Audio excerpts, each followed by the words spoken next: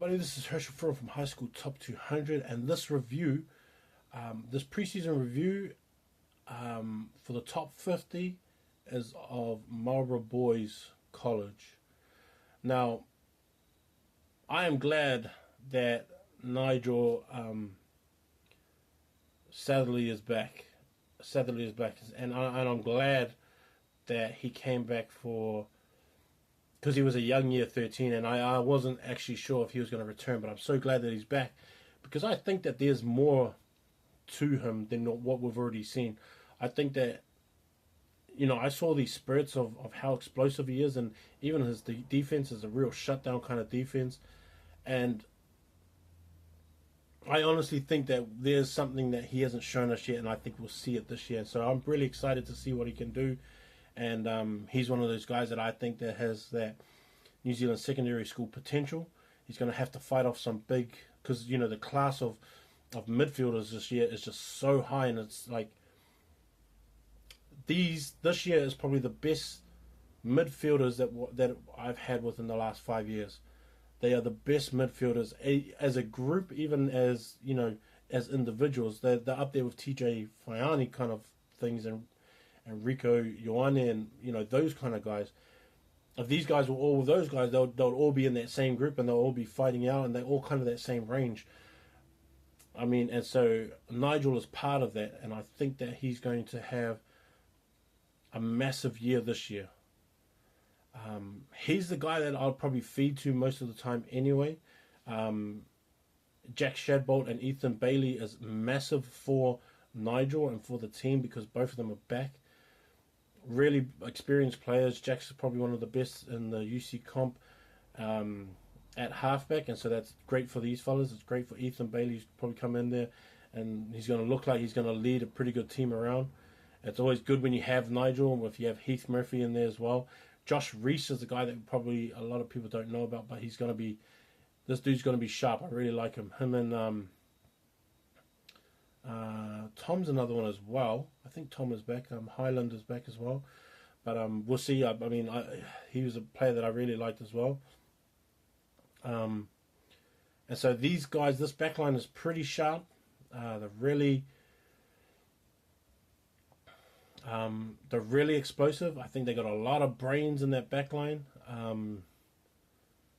Mully is back there too, and so it's going to be good for these fellas to get going early in games. I think if these guys came out just attack and don't worry about what the other team's doing, I think that's probably the best way for them to come out of a game, or to start up a game, is just to attack and let them catch up on defense.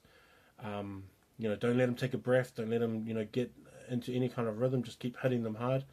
Jaden Holdaway is obviously a kid that I'm going to be watching out for this year. I think he's massive. He's going to be one of those superstars that comes out next year in such a heavy, talented class next year. And so I'm looking to see what progression he had. Playing number 8 last year, I thought he was pretty awesome at it too. So I'm really keen to see what his development is like. Josh Godsiff is there too. Mitchell Boyce, probably at open side and blind side. Depending on the way that they want to do it, it's always different.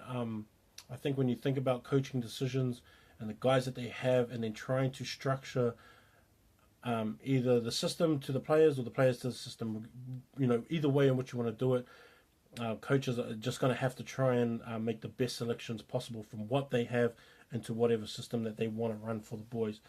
And so Josh Mitchell and Jaden are probably going to be pretty important within the system. I'd also look to Paul Footy Cooper. Aidan Gain is probably another guy. Peter Vakaloa is another kid who's in there as well. Matthew Patterson at lock. And so Paul Footy, Aidan and Peter in the front row. Certainly there's another kid who's coming up as well. So maybe they'll get those guys in there involved as well. I think they're going to be kind of a short team, kind of, a heavy team but short team.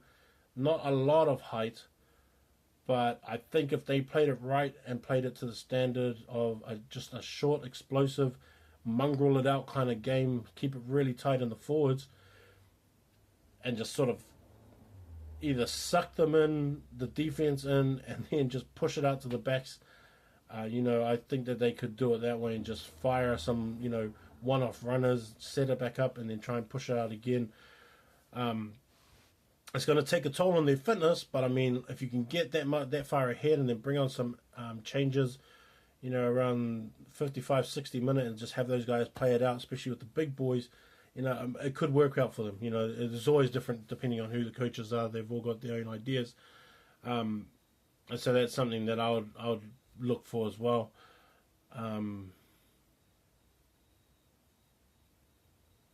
I really like their depth of players that they have, and so I am not really too worried about the injury count if they go through injuries, because I think that they're going to have a lot of players even from within their seconds and under 15s who are good players and they can move up. And so I think that they're going to look good. I think they're going to be pretty sharp. I look for them. They're going to struggle against Nelson, I think, a little bit. Waimea combined are also kind of going to be.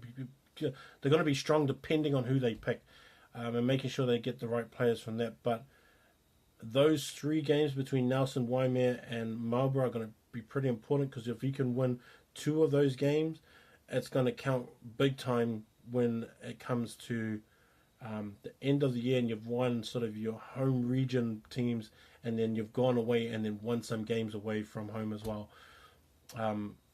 Marlborough's going to have to really work towards this and then get the boys in there.